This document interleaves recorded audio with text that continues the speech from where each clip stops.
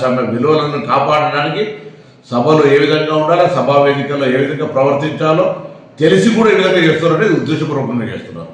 ఇది ప్రజలు గమనించాలని కోరుతాను. సభలకు కొన్ని సాంప్రదాయాలు, పద్ధతులు ఉంటాయి. ఉదాహరణకు అబద్ధం అని అనడానికి కూడా వీల్లేదు. అది ఆ మాటను మనం సత్యదూరం అనాలి.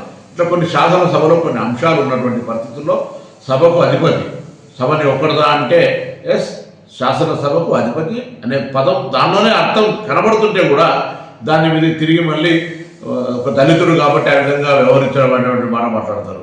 ఇదే టీఆర్ఎస్ నాయకత్వం అడుగుతా ఉన్న గతంలో చిన్న శాసన మండలి చైర్మన్కి సంబంధించిన అంశం మీద ఏదో కాగితం పారేసిరని చెప్పి మీరు ఇద్దరు సభ్యులను మొత్తం సభ నుంచి కంప్లీట్గా తొలగించినారు, బర్తరఫ్ చేశారు.